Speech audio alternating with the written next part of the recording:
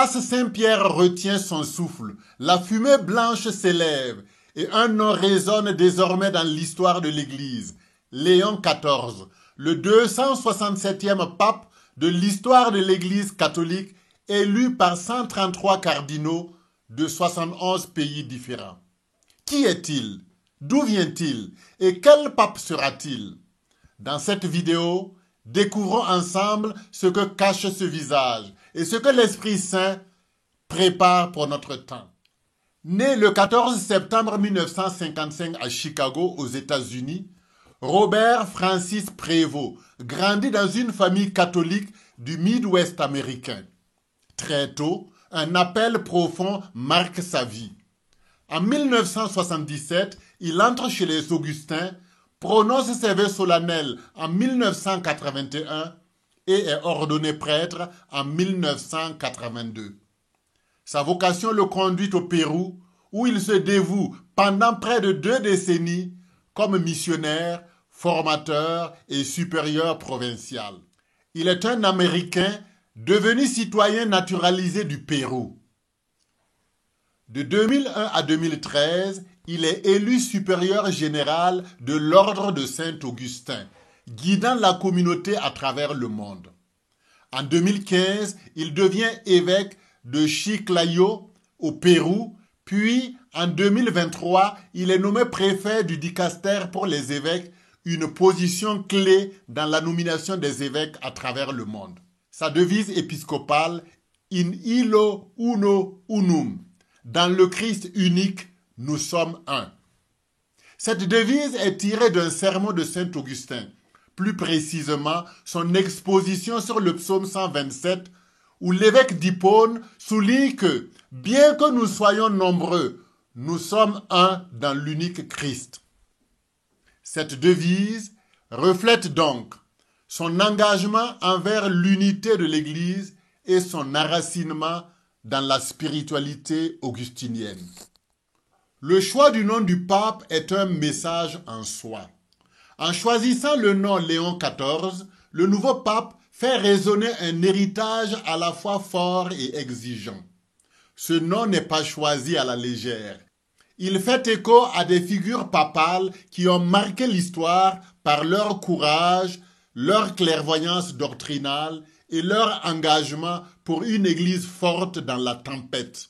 Le nouveau pape pense sans doute au pape Léon Ier, dit le Grand, de 440 à 461, docteur de l'Église qui défendit la foi chrétienne face aux hérésies, affirma la primauté de Rome et sut, dans un geste presque légendaire, stopper Attila aux portes de l'Italie. Mais le pape entend certainement aussi marcher dans les pas de Léon XIII, pape du 20 février 1878 au 20 juillet 1903. Il a été le pape de la modernité chrétienne qui a cherché à réconcilier l'Église avec le monde moderne, sans céder aux idéologies contraires à la foi. Léon XIII est auteur de l'encyclique Rerum Novarum, qui a posé les fondements de la doctrine sociale de l'Église, alliant fidélité à l'Évangile et réponse aux enjeux sociaux de son temps. Choisir Léon aujourd'hui, c'est vouloir incarner un pape à la fois pasteur, docteur et bâtisseur de ponts. Un pape qui entend affirmer l'unité de la foi, défendre la dignité humaine et répondre aux crises contemporaines, avec la douceur du Christ et la fermeté des saints. Un nom qui dit « L'Église n'est pas un repli, elle se relève, elle avance et elle proclame l'Évangile ». Quelle vision pour l'Église? Léon XIV, fort de son expérience missionnaire et de son engagement dans le discernement du choix des évêques, pourrait incarner une Église synodale, proche des périphéries, attentive aux signes des temps. Son parcours témoigne d'une volonté de dialogue, d'unité et de service humble. Ses premiers mots, « Ceci est la paix du Christ, une paix désarmée et désarmante.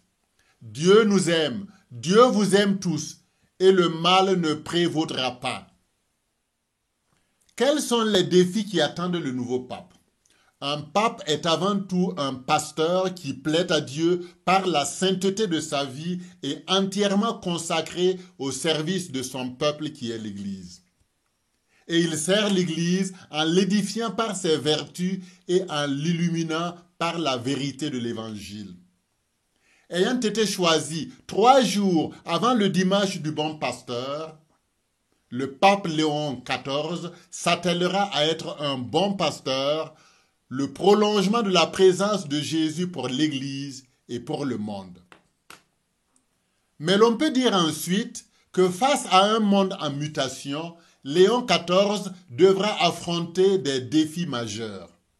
Gérer l'héritage du pape François, dont il a rappelé la bénédiction le jour de Pâques, innover devant la sécularisation, les tensions internes, le dialogue interreligieux, la crise des vocations, l'impact de l'intelligence artificielle et la mission numérique.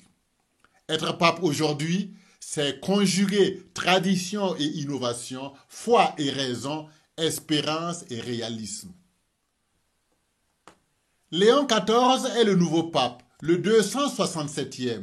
Si désormais chaque jour dans l'Eucharistie, nous prions pour lui, cela veut dire qu'il ne peut rien sans le Christ et il ne peut rien sans nous. Prions pour lui. Soutenons-le et avançons tous ensemble vers une Église toujours plus vivante, toujours plus évangélique, toujours plus sainte.